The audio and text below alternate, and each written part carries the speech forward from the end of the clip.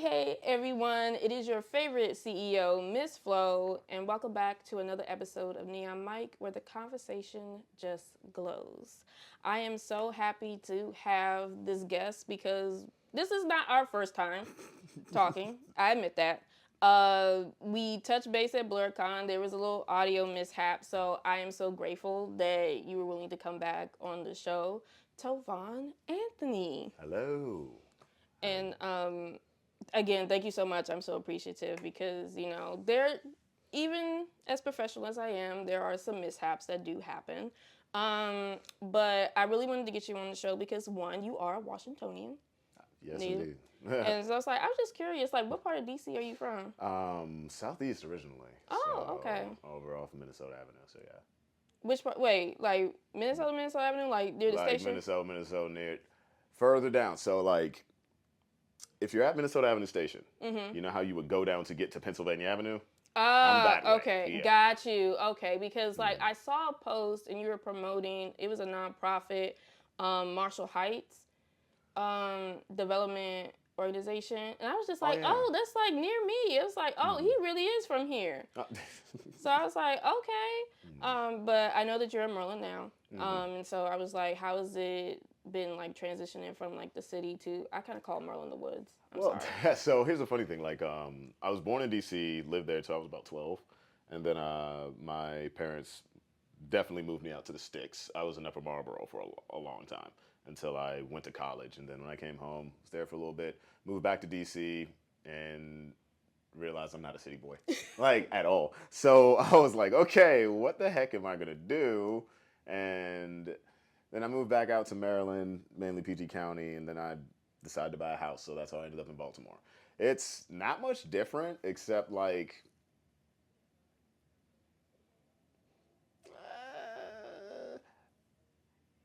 in my opinion, better food. That's it. Okay, that's fair. I haven't had a chance to like really visit Baltimore because it's so out the way, but I know like the art scene, Oh, like the wonderful. visual art, the music, is really dope. And hopefully, if I have some time, I'll definitely come out there. But I know that you have been very instrumental in the music scene in Baltimore, especially with AgroFest. Oh yeah. So, Yes. you with the Create Lady J, who's been a previous guest on the show, formulated this music festival, and I know some people like can't really tell because of my demeanor, but I am a fan of rock and alternative music, and I appreciate actually. So you think there's a look? I mean, Well, you said some people. I mean, yeah, some people, because like some people's like, oh, I thought you listened to classical music. I'm like, okay.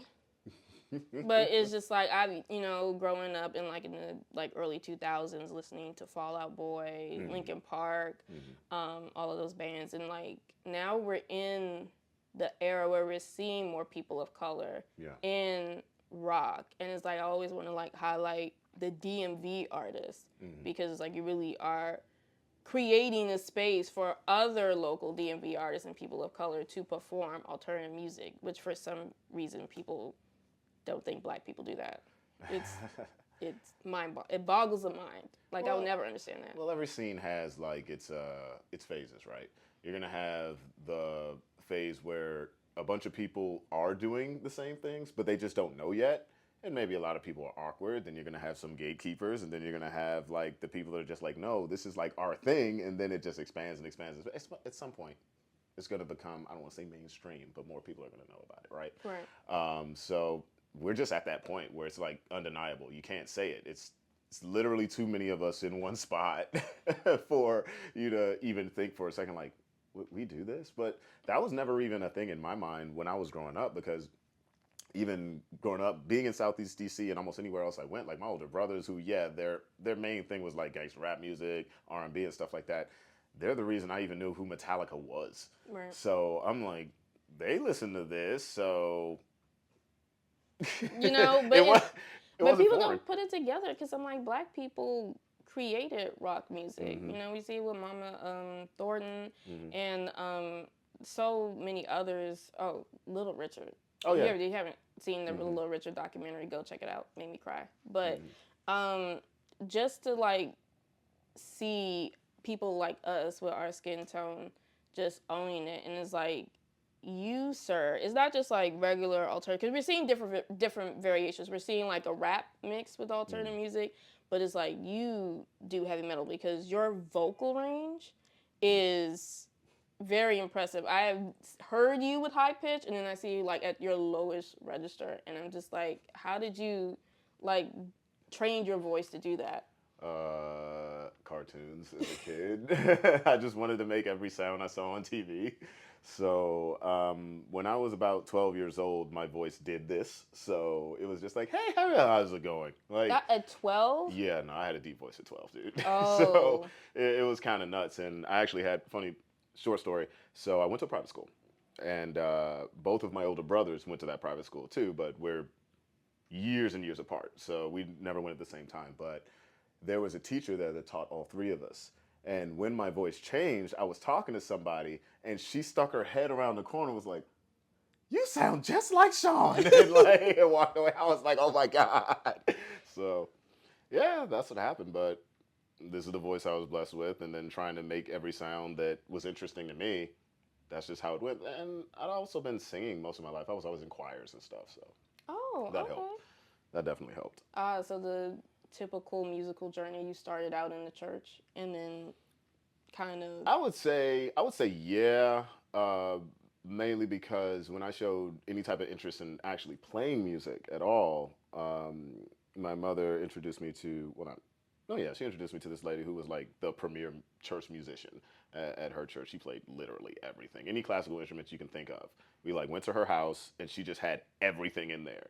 And she looked at me and said, "Hey, whatever instrument speaks to you, go grab it, come back here, we'll talk about it." And I chose a violin. So Really? yeah, that's what got me to start playing any type of music. But my mother really wanted me to sing, so she's like, "You're gonna be in the youth choir. You're gonna be over here," and I'm just like, "Wah." So it worked out for me, like at least until the point where they started highlighting me. I did not, contrary to what I do now, performing, I did not like any type of spotlight on me at all when I was Really? younger. So once my voice dropped and they're like, "Oh, Tovaun could do the bass solo here. Hey, sing this." I'm like, what you talking about? I can't do that. I can't do that. I can't do that. I'm glad you spoke about it because I have students that are very talented but are hesitant to go on stage. So what kind of helped you alleviate some of your like stage fright? Well,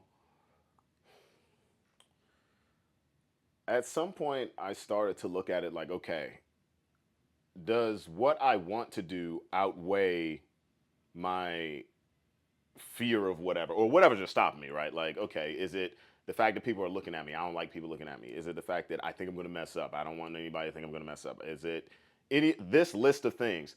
Does this trump? This is what I want to do. And me being a stubborn kid as well at the time is, no, this is what I want to do. I'm going to do it anyway. But stage fright, the butterflies, any type of pressure like that, I still do deal with that to this day. I do.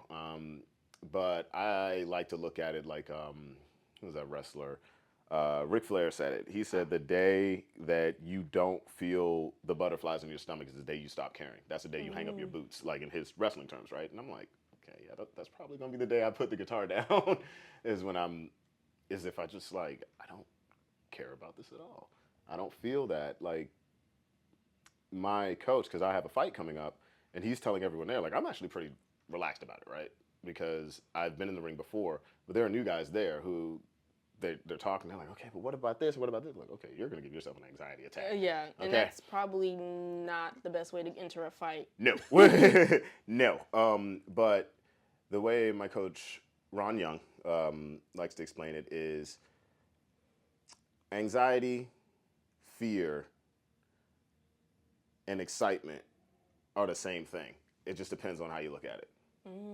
Like, take the fear out of anxiety. You're just like, oh, the hairs are popping up because like I'm excited to be here.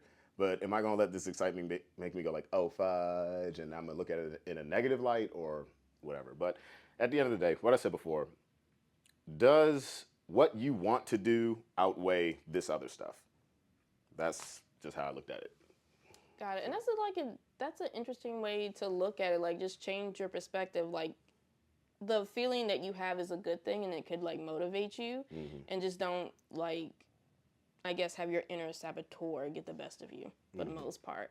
So I have seen like on social media that you have trained with train, travel. I had to make sure I had to make sure I get. I know it's triple T's. I had them on the show. T3. So I had to make sure, but they are, and actually a high school alumni is part of the program. Nick. Really? Yeah, he went to my. Well, we didn't go to high school together. Let me say, like, he was there when I was teaching. Okay. So yeah, so it was really good to like see you guys. Like, actually, you got a new area to practice and train, which looks phenomenal. Yeah, they put some work into that, I'll tell you. And it was like really cool to see you like train with them and with this fight. So when is your fight exactly? December 8th. Ooh, so it's like fast approaching. Yeah, it's what, 2.5 weeks out now? Something like that. Oh, okay. All I know is whatever day it is, I'm going to wake up and I'm showing up. So. Okay, and what style of martial arts are you using? For this, it's Muay Thai. So what is about that particular style of martial arts that? Well, why did you choose that style? Honestly, I mean, I've been a fan of striking arts ever since I was a kid, or just martial arts in general since I was a kid. But what made me stick with Muay Thai is it's, the art of 8 limbs. I can use almost everything if I want to, but also I can implement other things that I've learned from other martial arts in there in a practical manner. To me, I just feel like from a striking perspective, outside of like just boxing, if you don't want to throw kicks or something like that, I think it's just one of the most effective forms of striking. So you could use it in the ring, you could use it in the street, God forbid, I don't want anybody out here getting in violent scenarios. But yeah, I just look at it like this is very practical, and it's like I can be a nerd in this because I can think of every different scenario as to like, okay, how would this work? How does this work? And when I'm in it, it's like, okay, well now I can't think. I just have to do it. Right. So the whole repetition thing, I love it. Right. So the funny thing about this is like you posted like you don't know who your opponent is. And I was like, again, you have not researched your opponent?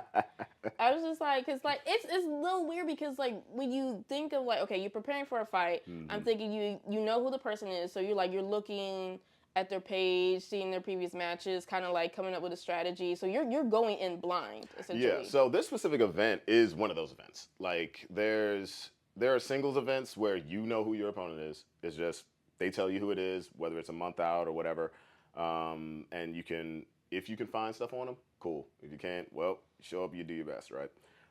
Then there are tournaments where you might have a pool of guys where it's like, okay, I could be in there with these people depending on if they decide to be in my weight class, whatever. And then with this specific event, this is MDL. So it's more of an exhibition event, but from what my coach tells me, he's like, oh yeah, they hit over there. I'm like, oh.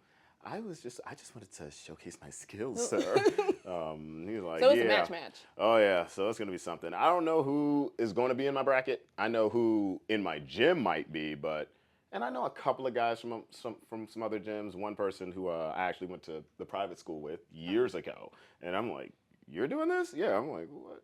What weight class is there you like gonna be in? Is that a hidden rivalry right No, there? I don't think so. Oh. If it is, then dang, dude, like, what'd I do to you?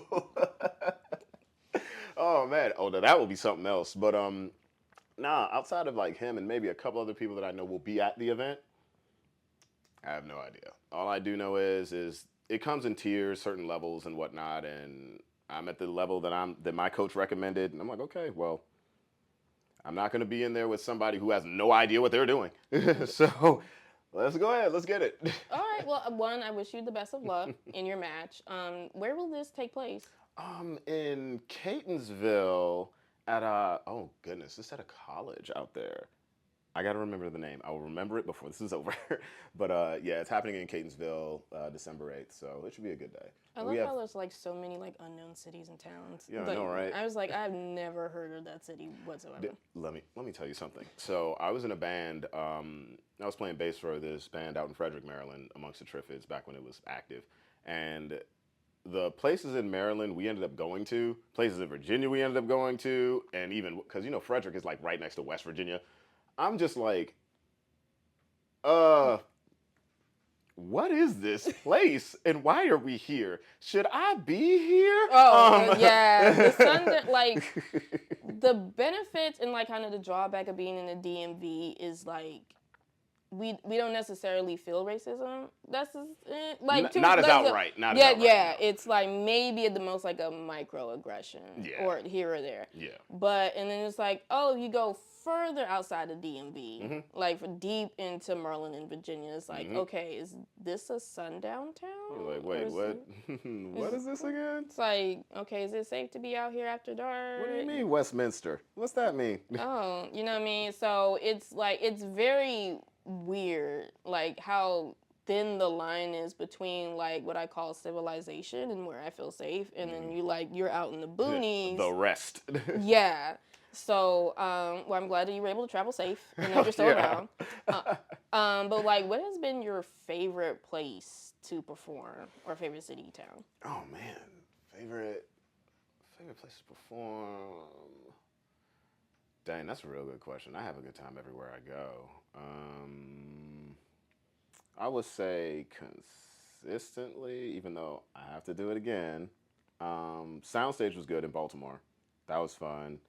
DC, I haven't done too many shows as Aexois there. And then a couple of the venues that I performed at when I was in other bands, they don't even exist anymore. You know, pandemic took a lot of them out.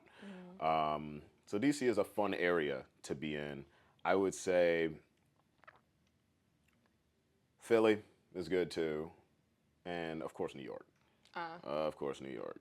So.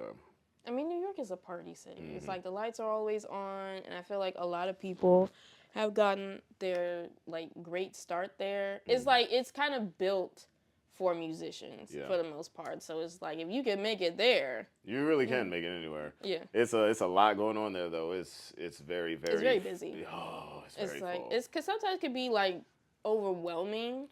I tell people all the time, I will work in New York. I will perform in New York. I will not live in New York. Yeah. That's not what I'm going to do. It's just too much. Like, I've taken some field trips there with my students, and they were just like, Miss Mary, can we not come back here? Because it's just, it's the people are not, they're not used to the rudeness. It's a very fast-paced city, so if you're not, like, constantly moving, or, you know what I mean? And it's like, they're kind of like taken aback because, granted, DC is a city, but it's like, it's manageable. Yeah. Like, I understand, like, I could navigate anywhere to go if, like, through the metro, you know, the subway. I looked at the metro map when we were in New York. I was just like, this don't make sense. Like, it generally doesn't. And I was just like, can we please not plan on using the metro because I will get lost and I am responsible for these teenagers. Can we just like, but on like here it's just like everything makes sense, but it's just like, oh, sometimes this train goes here in the colors and then the rats, I can't. Yeah. Like, I can't. So funny thing, like I remember I had a show out in New York, right? Years ago. It's probably like 2010. But I was in college, I was in Florida, and the band I was in at the time, the leader was from New York. And we had some opportunities up there, so we ended up in Source magazine, stuff like that. That was really fun, but I was also just like, I didn't want none of this at all. Like, I just wanted to play guitar, how we end up here. But I remember we got flown out there, and our keyboard player at the time had gotten sick, so I had to call my really good friend Jay Diggs, right? And we flew him up, and he calls me right off of the right off the plane, and he's like, "I don't like it here." I'm like, "Why?" And he's like, "I just saw a trash can shaking." I'm like, "And?" He's like, "It was a rat. Ooh. This was an industrial trash can. Why was it shaking?" I'm like, "Just oh my God. Relax." That probably would have freaked me out too because like they're huge. Like that's master splinter. You know what's funny? I had never seen a New York rat until this year. Oh.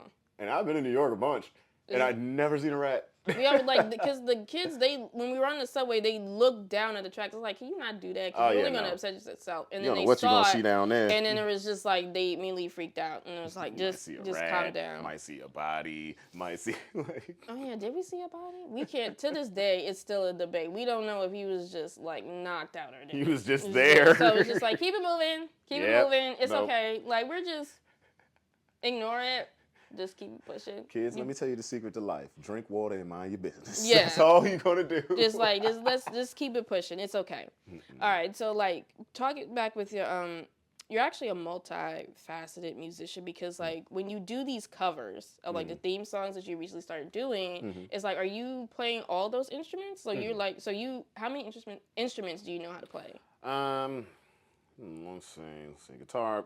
I'll just say what I mainly play now, because some things I used to dabble in when I was younger, and then they are foreign to me now. Oh. Like you put me on a violin now, you'll be like, "What the heck?" And I'll be like, I understand this," but younger me would kill me on violin.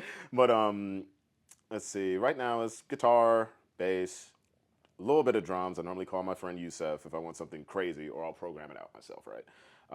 Keyboards. Play a bit of piano, and let's see what else. I used to play the harp. That was fun. I want to do it again, but harps are expensive.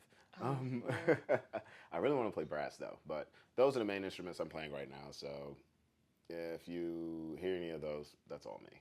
Wow. And so like you're basically like a one-man band at this point. So it's just like how did you manage to like master all those disciplines? Because like you do a lot like in your like on your Instagram. Well, there's no such thing as mastery. You always learn. Especially when it comes to instruments, because there are a limited amount of notes, a limited amount of chords, an unlimited amount of rhythms. So you're going to keep learning the rest of your life. But it's just interest. I like living. Like growing up, my mother exposed me to a lot of things. And her whole thing about it was, hey, find what you like, find what you want to do, or at least try something. And she kept pushing me on that. And at first, as a kid, I'm just like, why you always put me into things? You didn't appreciate it that much. You just thought you were being forced to do things. And I just didn't understand, like, no, these are options I'm being given. Like, so why not give it a whirl, right? And everything's just fun. I like to do it. So if I can learn, I can have fun. That's what it is. Whether it's programming, whether it's event production, anything like that, building things. One thing that me and my stepfather, how he and I got close before my mother married him, is he's a master electrician. So he would take me around jobs, telling me what certain things were. And by the time they were married, I knew how to install fire alarms in people's houses and stuff. Wow. So it's just like, as long as I can learn, I can have fun. So that's how it goes. You just take it little by little at a time. Right. So it's like, it just follow whatever interest. I feel like a lot of people kind of limit themselves because like, oh, this is like very challenging, but it's just like if you take the time, like you're capable of doing anything. I say it every single time when it comes to instruments. Anybody's like, I wish I could do this 5 minutes a day. I guarantee you, if you did 5 minutes a day rather than no time at all, you're going to be able to do something. You're going to surprise yourself. And then, there's also like the instant gratification of things, right? Where some people, they try something. If they're not immediately great at it, then they feel like it's a mountain they'll never get over, and they just let it go. And sometimes I understand time's a thing too. Maybe you're in a position in life where you're like, I'm overwhelmed by what's going on already. So these things that I kind of want to do, I'm putting them to the side. Once again, 5 minutes. And that's all it takes. So, kind of funny talking about you being a musician, because a lot of people didn't know that at first going on your page. They kind of like see all these comedic skits that you do.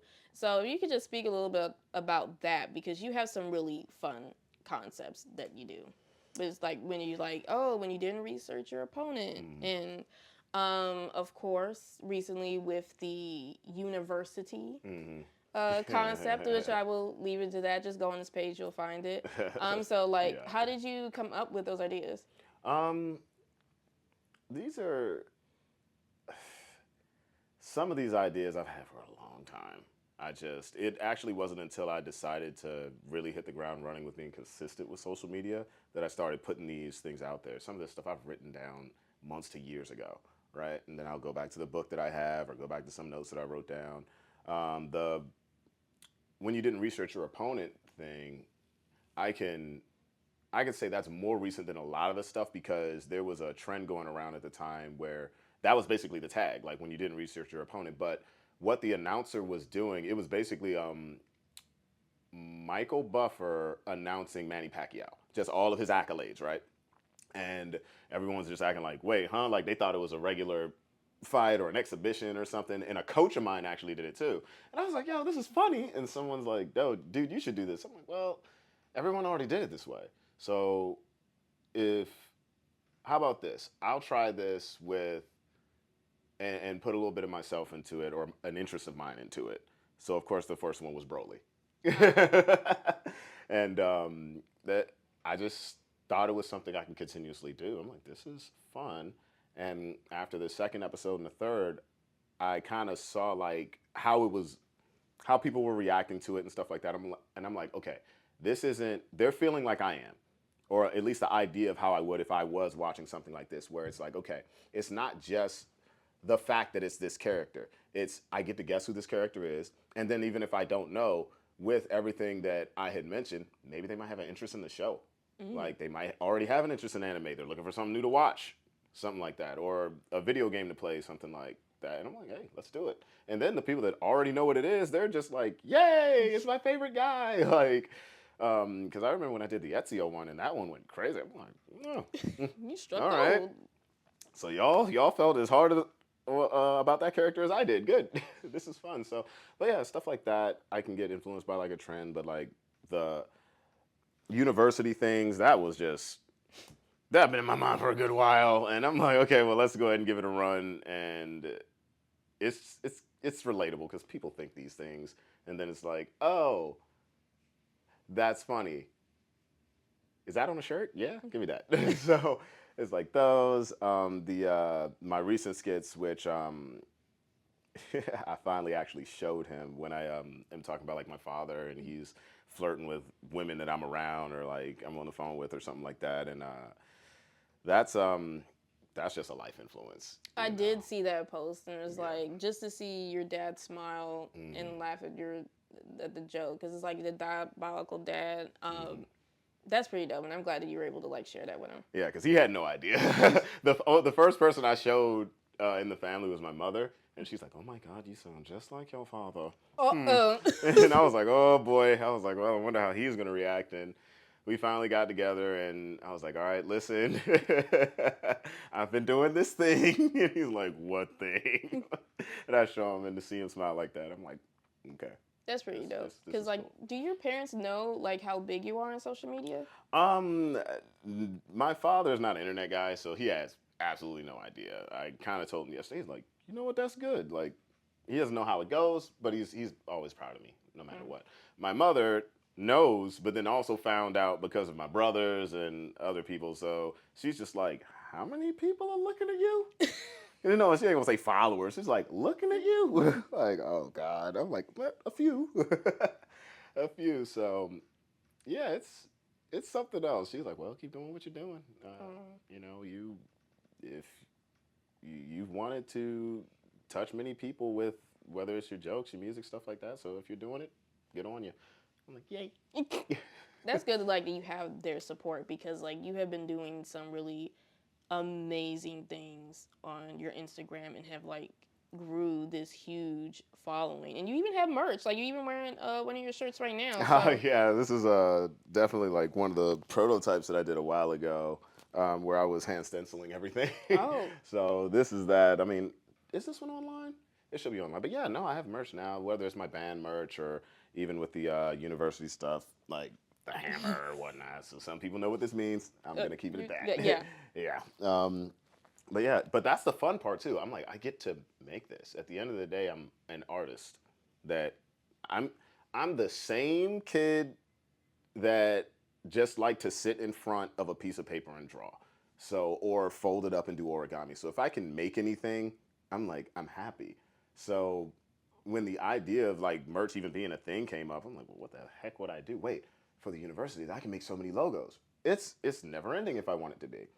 For my stuff, of course, there's an entire universe within my music that I can pull from to do things like that. And then even with this, I'm like, I could take the concepts of like cosplay, Right. you know, and put that into this. So it's easy. Love it.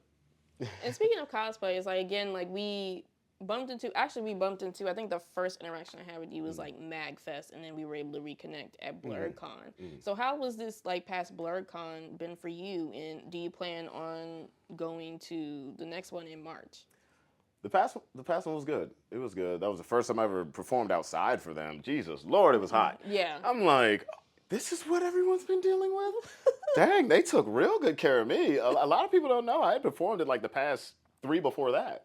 And most of those, no, the first 2 performances were inside on the big stage. And then the next performance was with Osiris when he was outside. And that was only for 1 song. So I'm like, okay, cool. But I'm like, this is what everyone's had to deal with? Good God Almighty, Yeah. y'all have been hurting people. But no, the performance was fun. Everything was fun this year because I got to collab with my friend Grayson, amazing lyricist, amazing rapper. Like I learn from him every time he does something.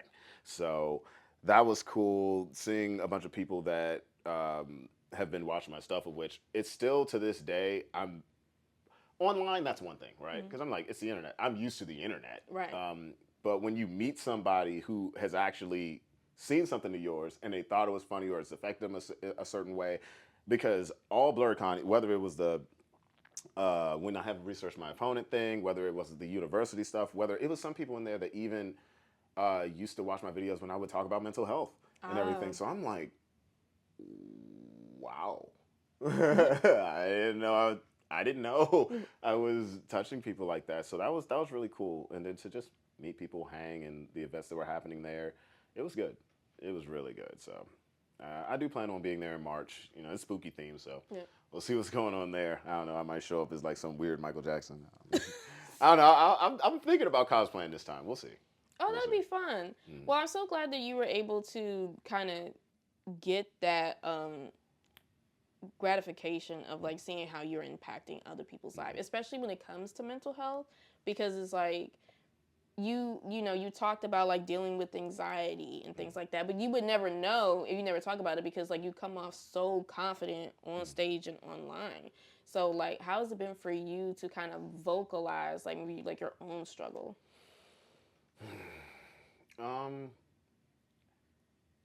I just say it how I feel. Well, you know, if someone mentions like, okay, on stage you're like this, I'm like, well, when it comes to music, I'm in my own world. At the end of the day, the whole Aexois thing is an acronym, you know, so that's just something I would tell myself every day, so I would be able to push forward. Can you break down the acronym? The acronym Aexois, Aeoxis. There's Apex. I'll say it how I used to say it to myself in the mirror every day. I am the apex. I am the evolution. I am the outsider.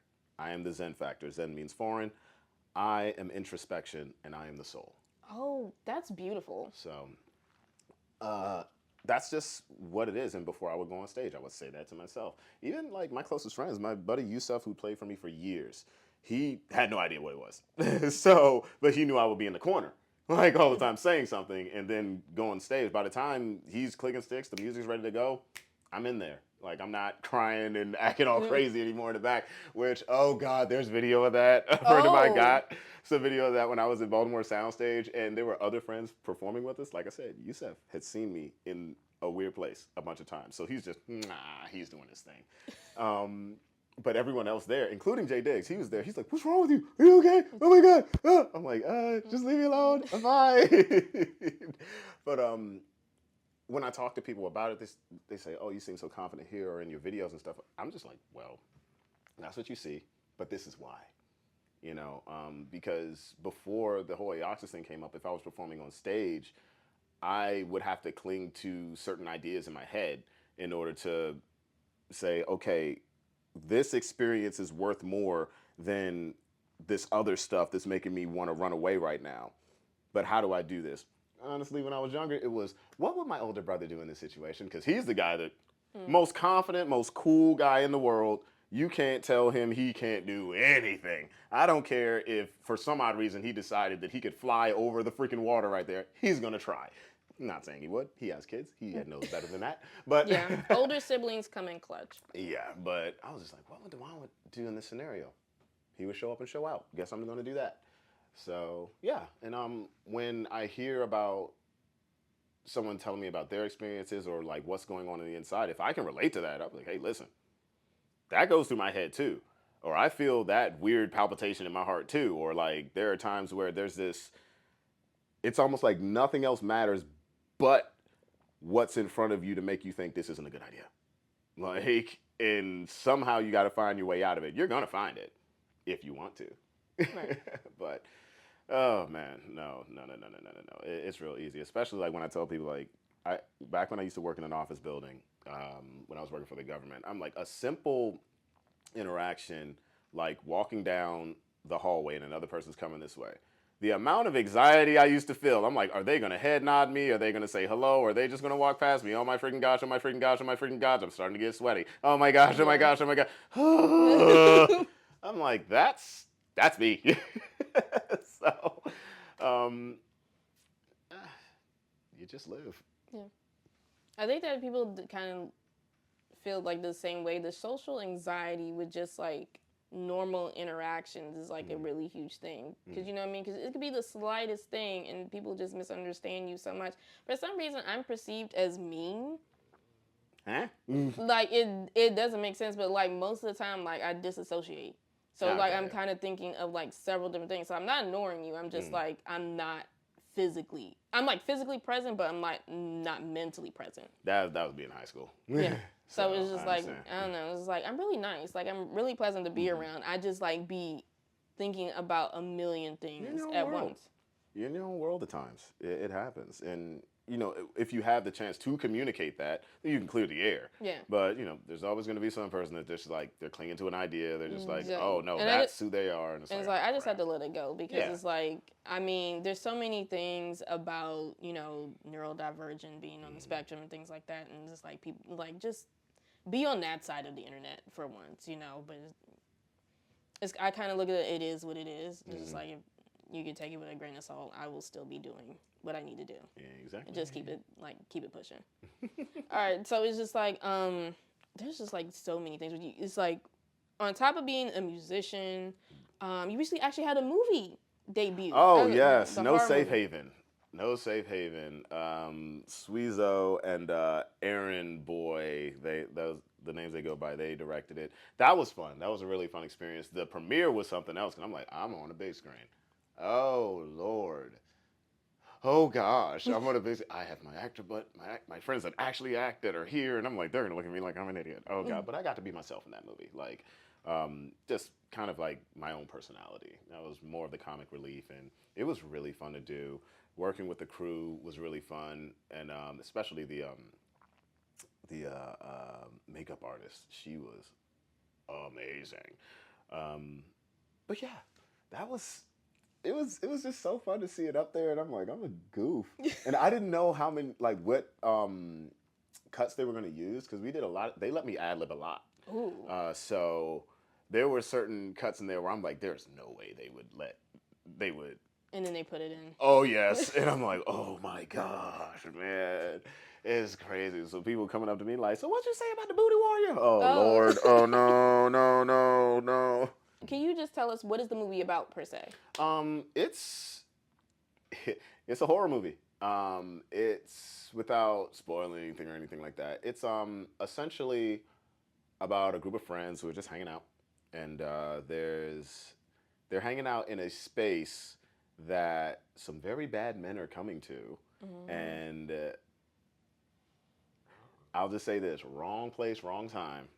But there is a hidden piece in there, but it's also ongoing too. Like they refer to that movie as episode 1. Really? So, yes. So there's going to be other familiar faces because Lady J is going to be in the series. Nice. Yeah, from what I've been told. So I'm like, okay, cool. It's going to be really nice. But the twist that they put in there, because I didn't remember how it ended. So when it was nearing its end, I'm like, how is this going to go down? Is this just going to be gloom and doom until... Wait a minute. Oh, that's cool. So it was like a nice reveal for you, even though like you were in it. So like, where can we see this movie? I think they're going to have it on Tubi. Oh. So as a streaming platform. So yeah, the date of that hasn't been revealed to me yet. When it's out, I'll definitely get that to you. Yeah.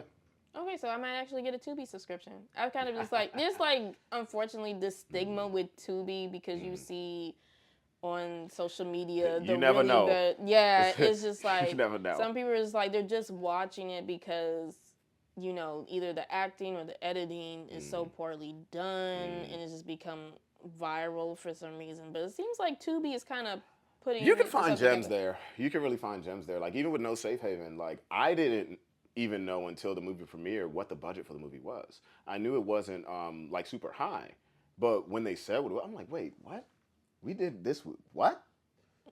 Like, huh? Can you speak on the budget? Like how much did they? They said they did everything with like $1,500, and I was like, are you kidding me? That's amazing.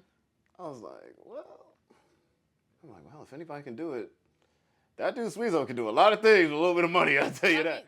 I think there is this concept is like, oh, I can't really produce a project unless I have millions of dollars and a whole bunch of investors. You know what I mean? But it's just like if you like people are making movies and skits with their phones. Yes. You know what I mean? So it's just like we have to kind of break that stigma that Hollywood is so hard to break into when in reality you could kind of create your own space and get your own projects out there. Now the networking part, that's a little different. Yeah.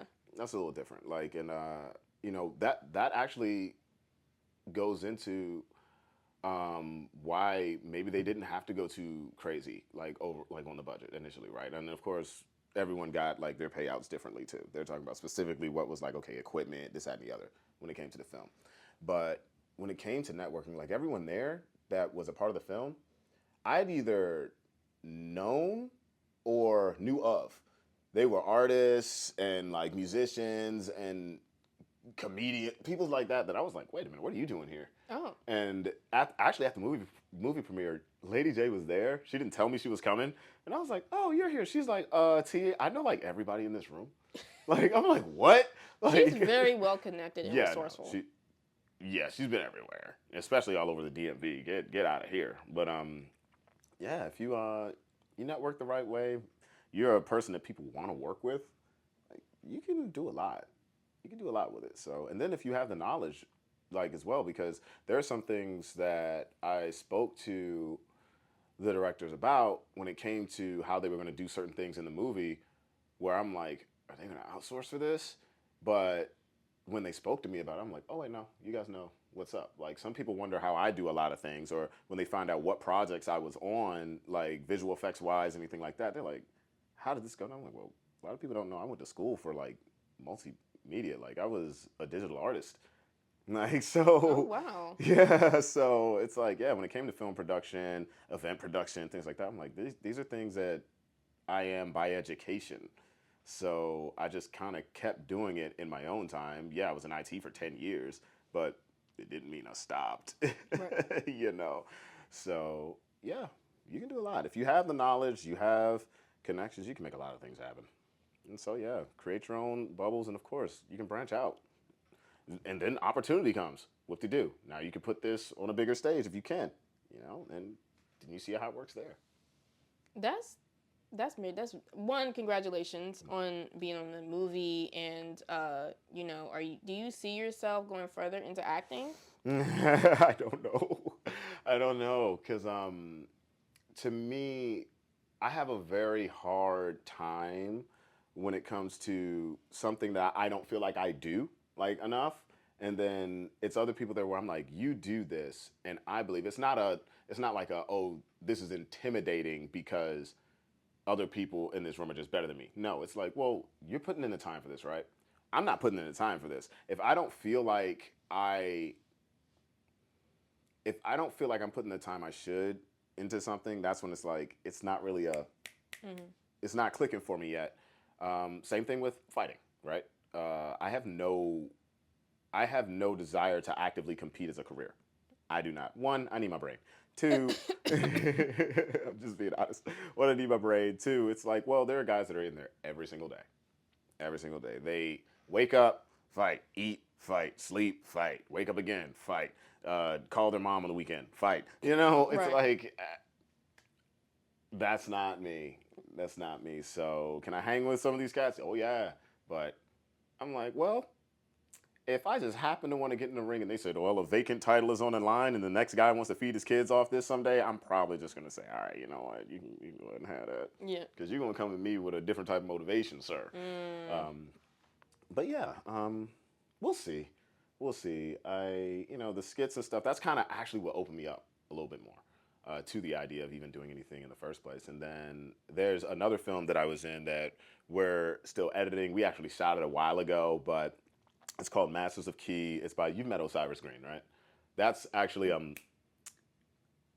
he was a part of Wreck the System, Lady J's group. Okay. So Osiris, he decided to shoot a martial arts based film in the DMV area.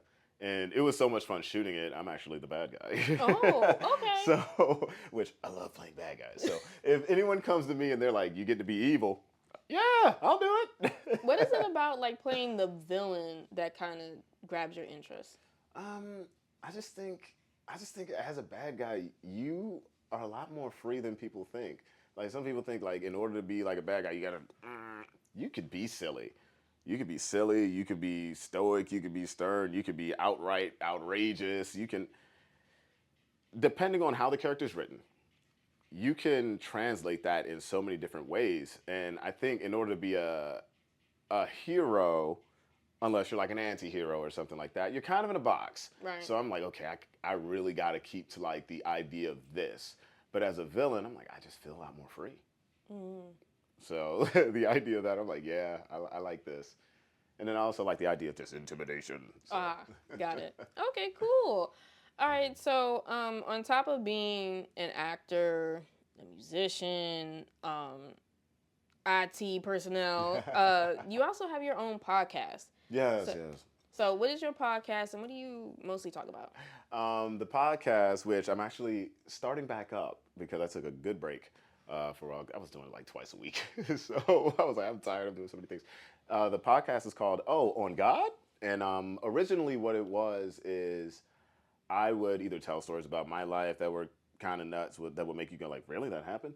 And I would have people on who at some point, we could just yuck it up. We could play video games, we could do whatever. But at some point you would have to tell a story that some people might not think is true. Like, did that actually happen or what? Like, so that was really what it was. Just conversational thing. And then, yeah, just say something, whether it's funny or like, how in the world did that even come about? How'd you get in that situation? Why? That's what it was. And it's really fun. I'm glad to be starting to back up. I have a list of guests that I'm going to have on there that this is going to be a real good time. Especially all my artist buddies. I'm like, oh, yes. Oh, the stories that you guys would tell. Oh, yeah. What is the craziest story that you have told? Oh, that I have told? Craziest story. Oh, no. What? Or that you can tell. Yeah, that's the other thing, too. Sorry. What is the craziest story that you can tell? Craziest story that I can tell. I don't know if I want to call this crazy. I don't know if I want to call this crazy. As a matter of fact, I'll just go back to this one story in particular that I told about the New York trip, the one that I told you about that JD came up. And you want to talk about just a night of like, this is New York? Because at the time, he's never been back to New York since. His experience with that, he's like, I don't want to be back here. No. I was like, I'll give it another shot because I don't think we had a real idea of what happened there. I think we were there to perform. We didn't really go out of what we were supposed to be doing.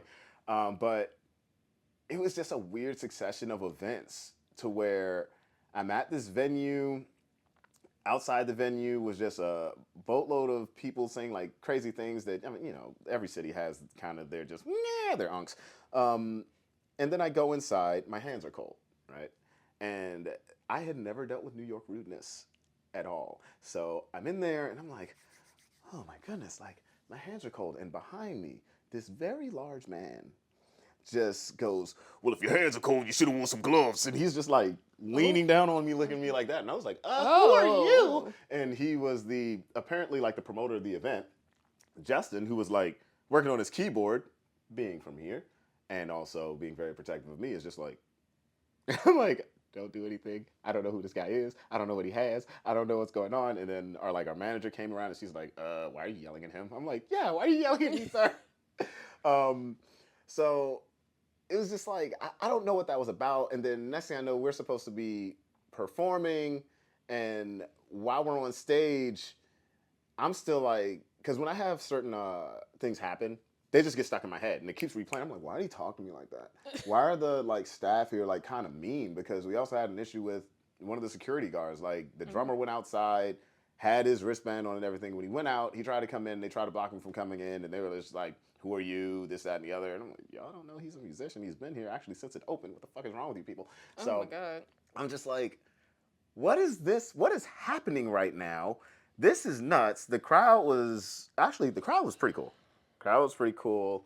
Though there were some hoods in there, of which I'm like, oh, there's gangsters here. I don't want to be here anymore. And there was a lady that kept talking to me and saying things. I'm not going to repeat on this, but I was just like, okay, this is nuts. So I'm shook while we're supposed to be performing, and that's all I'm thinking about. Just like, that guy yelled at me. Security here sucks. I don't like this. And we're playing one of my favorite songs that we played with that band at the time. And I'm like, okay, I could just put my feeling into this moment. I could do this. I could do this. I look over, and when I tell you, Justin, he knows I will never let him live this down because we were jamming as a band. And he was on the keyboard. And when I turned and looked at him, this dude is looking at me with like the creepiest face, just like this, like jamming with his shoulders hunched like this. And I'm like, and in that moment, I broke. Like, I could not stop laughing. I was just like, and I'm like trying to play guitar. Because at the time, we all had like our kind of personas in the band too, right? So I'm like just supposed to be like the cool guy that wear the fedora hats and dress snazzy. I was none of that in that moment. You just broke at character. all. No, I'm just like, why is he doing that? And I look again, he's still doing it. I don't know if he was doing it to mess with me personally. Maybe he was trying to lighten the mood. But I'm just like, what the heck is going on here? This is nuts. This day is crazy. We're done performing. It was actually a battle of the bands. We won. Oh, good. Well, congratulations. Yeah. Oh, yeah. Whoop-de-doo. Story ain't over. So we win. We leave. We get outside of the venue. And as we're taking a walk, like as a group. And we're just talking about certain things that went on at the show, how we felt. XYZ. One of our background singers is like, I don't have my purse. Did I leave it in the car, like the big van that dropped us off? And you're like, no, there's nothing in the van. And she's like, oh, crap. So our manager's like, hey, maybe you left it at the venue. Let me call the venue. I think people are still there. Let's see what's going on. She calls the promoter, and he's like, oh, yeah, the purse is here. Cool. I'll give it back to you for the prize money. Oh, no. I was like, all I remember is doing this. I was like, oh. And I like walked into, it was some taco spot at the time. I just walked in like, I don't know how they're going to handle that, but I'm going to eat something. I'm like, this is New York? I can't do this. I think she ended up getting her purse back later that night. I don't know what happened, but after I'm getting tacos, I come out, Justin's there, and he's like, I really don't like New York. And then this couple comes up to us, just random couple. And it's a big guy who's like announcing like he's a part of a stage play. At the top of his lungs, diaphragm, just, nah! You know, he's telling us about some party that's supposed to be happening. And when he's explaining himself, I'm like, Justin, I don't think this is a real party. I think he's just having an episode. And while he's doing that, it's like I said, Justin's whole thing of New York just kept going down and down and down. He's like, it's crazy people, it's mean people, it's people trying to get us more money. I'm like, I don't like this at all. And that was just weird. And we ended up at this other venue because one thing I did like about that band is our managers and stuff, they were very into artist development, right?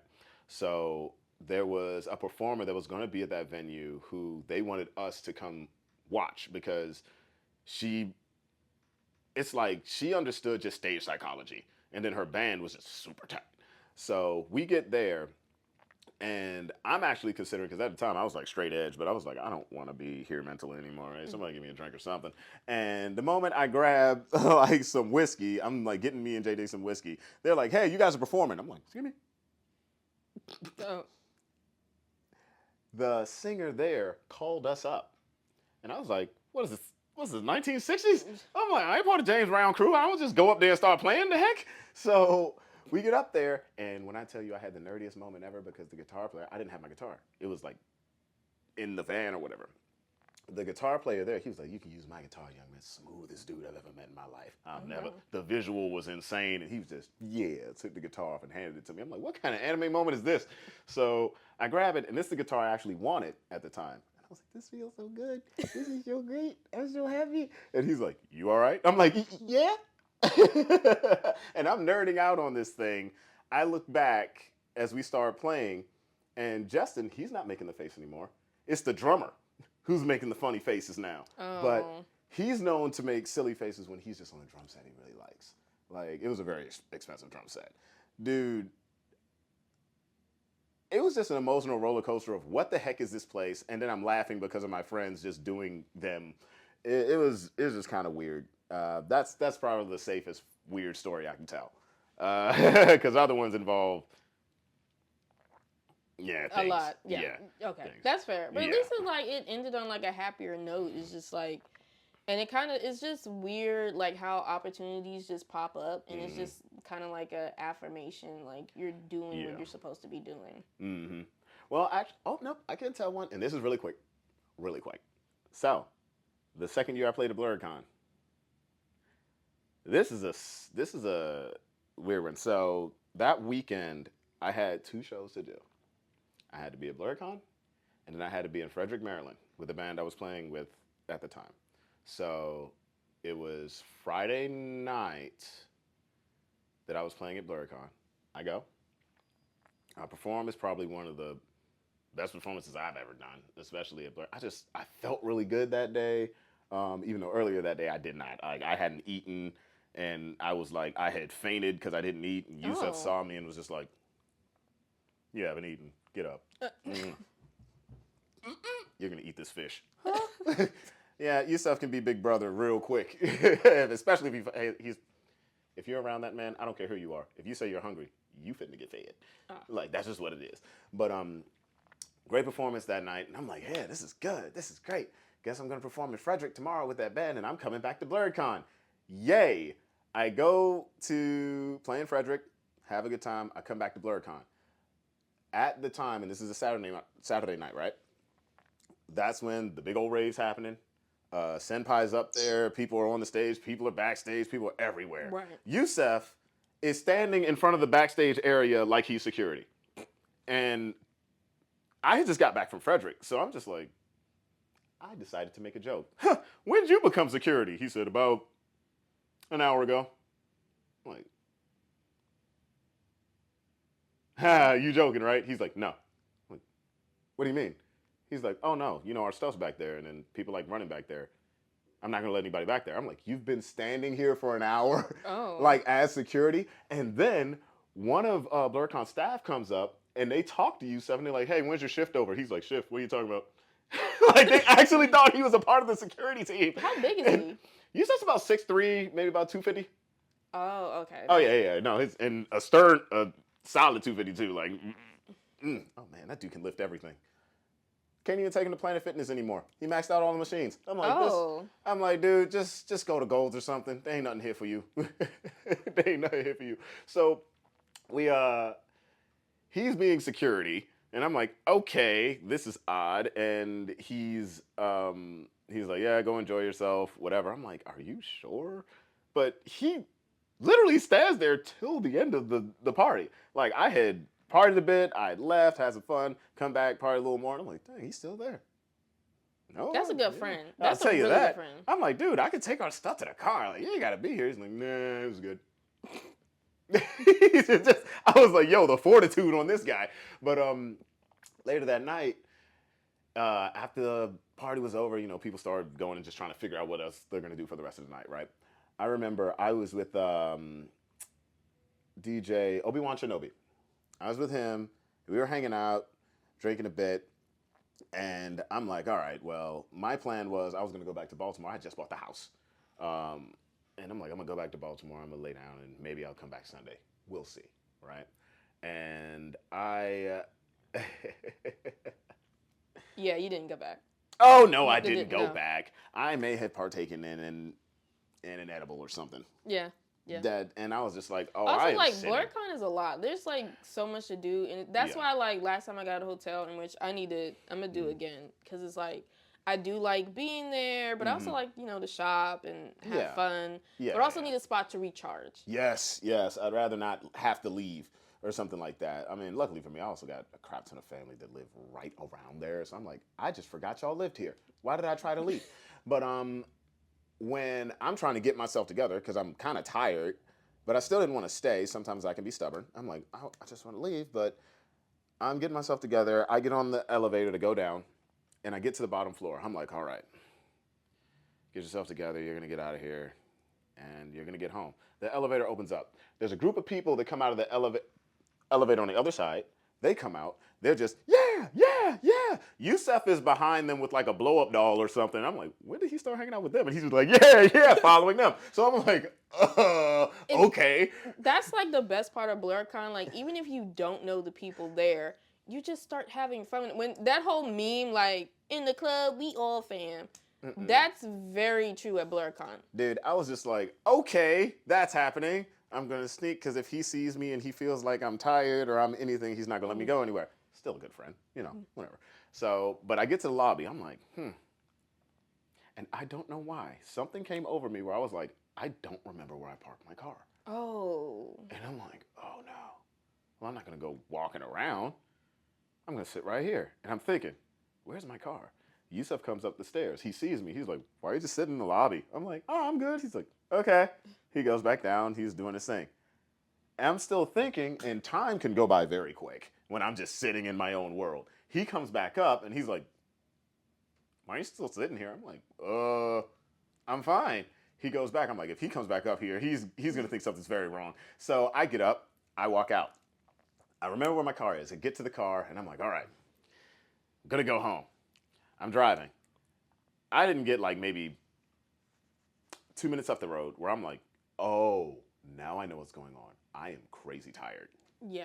And I'm like, oh, I'm not going home. There's no way I'm going home.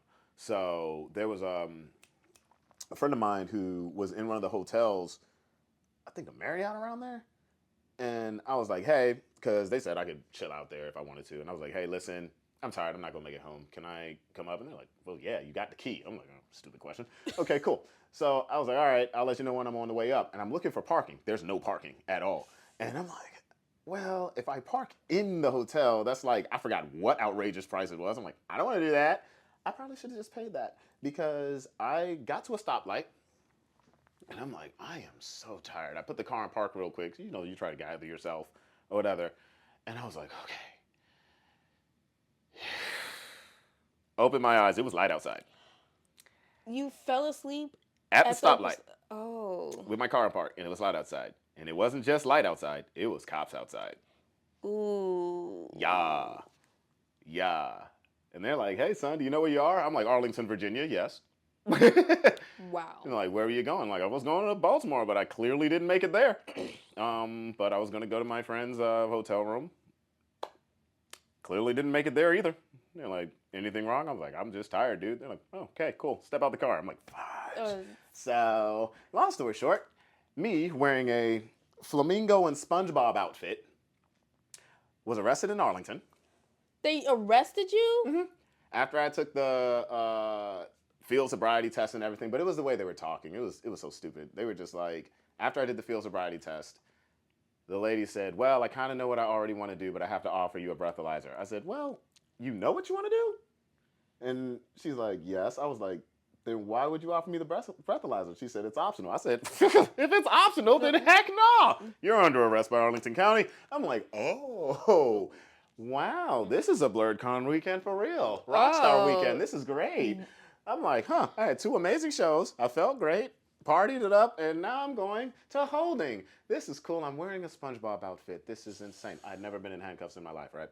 So they asked me, have you been arrested before? I said, no, never have. They said, well, it could take up to 8 hours to process you. I was like, well, I'll be out in 2. I was like, I know I'll be out in 2. Like, I have too many friends that have been here for something. I will be out in 2. But I am known in that specific precinct as SpongeBob because there were a bunch of police there that just saw me and they were like, hey, SpongeBob. They're so unserious. Like, cops are very, like, the biggest jokesters. They're hilarious. And then at one point, there was an officer who, because they ended up taking me to the hospital because that main officer, she was convinced I was on something. She was like, okay, he might not be drunk. The breathalyzer came back 0-0. They're like, okay, he might Is not it be hard drunk, to but he's believe gotta be that on somebody something. is just tired? I'm like, dude, I'm sleepy. Now, also, but here's the other thing, too, and I want people to know this because in some places in the United States, you can, and this is not, in Virginia, it wasn't the case, and they also didn't try to claim it. So that's the only reason I did not get charged with anything. You can get in trouble for intoxication due to sleep deprivation. You can. It's stupid. It's the dumbest thing, and most likely no one's going to try to get you on it. But that's also in like certain states. So just keep that in mind. If you're behind the wheel, you're tired, just pull over anyway. Yeah. But that's the safest thing. Yeah, that's the safest thing to do. Because in all honesty, if this was PG County or Baltimore and an officer saw me asleep at a light, he'd be like, hey man, pull the car over and just get yourself together. And he left me alone. No. I was like, oh, dang, this sucks. So, yeah, in that precinct, bunch of officers calling me SpongeBob. One guy actually was just like, were you at the convention? I'm like, I was like, well, yes. Yes, I was. Oh, this is nuts. And when I was finally released from that whole thing, and I was arrested at 6 a.m., I was back at BlurCon by like 9. And that's you were still in the mood to go back even after that? I still had things there. Yusuf was there, and here's the craziest part. No one believed what happened until I showed them the paperwork. So I showed up, I'm like, hey guys. They're like, dang, you got back early? I'm like, yeah, I didn't go home. They're like, what do you mean you didn't go home? And the first person I told was Yusuf. He was talking to someone, and I was just like, just showed it to him on my phone, like, I got arrested. And he's like, he stopped laughing. He normally doesn't just giggle like that, but he's talking to the guy. He's like, I gave him the paper. He was like, hey, can I talk to you in a second? What the heck happened between the hours of this and this? Oh my God. It was nuts. That's like the crazy part, because even Obi-Wan Shinobi, he was like, dude, I saw you at like 5 a.m. What went down? Like, is it my fault? Should I have noticed you were tired? I'm like, no, nobody would have noticed, dude. I promise you. Oh. I didn't notice till I was in the car. But yeah, that was just it was just a weird thing. But for really big men, especially that 6'6" guy, to look at me when I was sitting inside getting ready to take a breathalyzer test, also realizing, dang, I'm really in here. Because it didn't dawn on me until I was like really in there. Right. Because I was acting a fool. I'm not going to lie, I was acting a fool. I got there. They asked me again, had I ever been arrested? I said, no. They said, okay, well, that guy's going to check you. I walked up to him. I was like, are you the guy that's supposed to spread my cheeks and lift my side? And he said, where did y'all find him?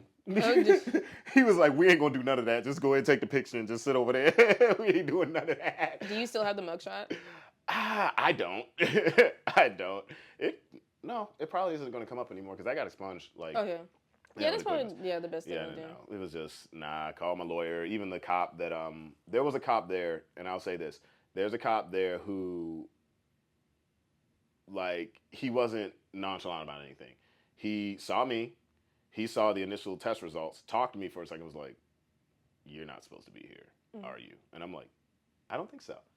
And he's like, all right, real quick. Did you take anything like that the feds will be worried about? Nope. Okay, the worst part of your day is going to be you're going to have to get your car out of impound. Like, no. But yeah, call your lawyer Monday. But this is, you can get this thrown out easy. I'm telling you. And if you need anything for real, here's my information. Just call me. And I'm like, that was really nice of him. I was like, well, god dang. I was like, huh. If I tell my brothers about this, they ain't going to believe it. But they actually did bad things. So. Oh. In their youth. They're family men with picket fences now, and their kids don't believe they were gangster. It's hilarious. But yeah, no, that was the crazy part is being back at BlurCon and like everyone just going, this doesn't make any sense. Or just the people that are like, that didn't happen. It's like, oh, it happened. It wasn't that crazy of an experience. Actually, I was laughing half the time because I took a nap.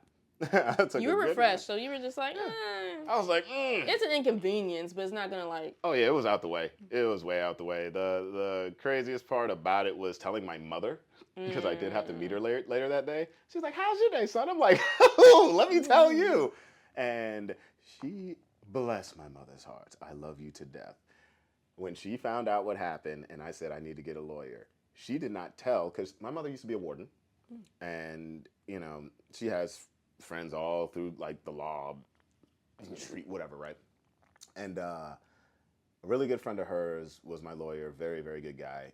She called him and did not explain to him what it was. She just said, my son's in trouble, can you help him? Here's the issue. You can't say that to a guy when you have other sons that actually did things. Because he's thinking, oh, Lord. And he called me, and it didn't sound like he was like, okay, I'm up on this situation. It sounds like this kind of sucks, and we'll just get you through it. No, he's like, listen, I've been in practice for like over 20 years. I've done this, that, and the other. And whatever it is, just tell me what happened, and I can give you your options. I told him what happened. He's like, dude, get off my phone. Like, he's like, what do you mean? He's like, we'll wait for the test results to get back. He got him. He said, dude, just show up to court. Take me to lunch or something. I don't care. It was so ridiculous. And being in the courthouse, I was in the courthouse for 15 minutes. I was in the courtroom for 2. Guess what the rest of the time was me being in the courthouse doing? What? Trying to figure out if my lawyer was the white guy I was supposed to talk to, and he was trying to figure out if I was the black guy he was supposed to talk to, because we had never met. Oh. We had never met. He knew my family. Like I said, so my older brother is 20 years older than me, right? So a lot of the community, like I'm the young buck in my generation, so there's a lot of people that just, because I've made not that much noise or anything, they're like, oh yeah, he exists. Like, so he's just like, and I'm looking at him like a creeper, like under a piece of paper. Just, who the heck is that him? I think I saw a picture of him. Are you looking for Chris? You looking for Tovaun? Yeah. All right. Okay. So what's the plan? Oh, they're gonna drop it. McNeil, get out. Okay. It was so dumb. I'm just like, oh no. I can't even act like I'm gangster around my gangster buddies.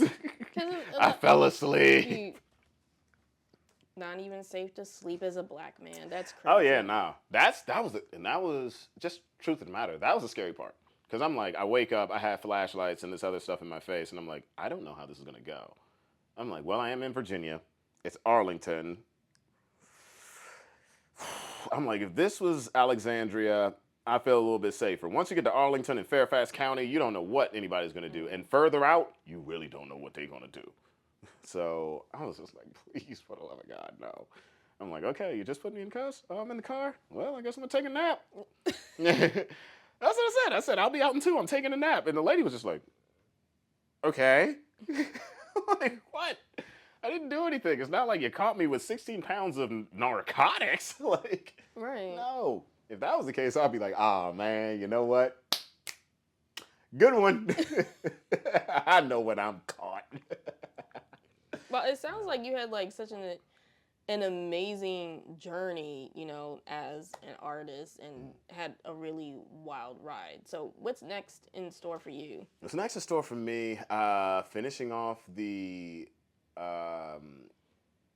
this arc of the when you haven't researched your opponent, because that has turned into a story over time. Like I started writing out like ideas of what it could be, but then once I started seeing how people started reacting to it, I was like, okay, I can piece this into like more of a story thing. And then once again, because I like making things into like a community thing, I can branch it out because I'm not supposed to be the only character. Jay was on that episode. Oh, nice. So I'm like, well, I can finish off my arc and then do everything else I want to do, because there are going to be way more effects and like fun stuff to go up in there. There's that. There's my album that I've been talking about for a while. That's coming out. I got to finalize a date.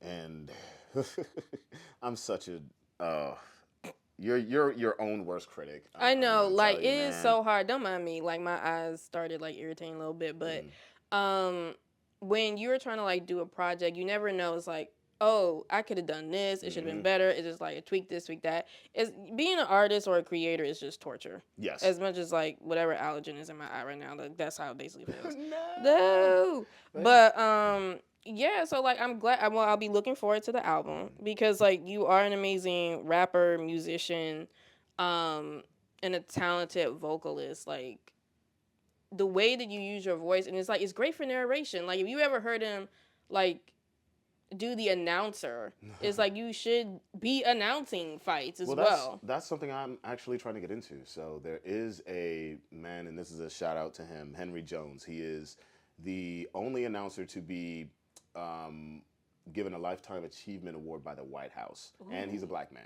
Nice. And he does most of the fights in the DMV area. And a very, very good friend of mine connected me with him, and he's actually announced fights for people I've trained with too. And he and I had a long conversation, but he's, contemplating retirement because he's been at it for a long time, and he's looking for somebody to come in. And when I told him, hey, I have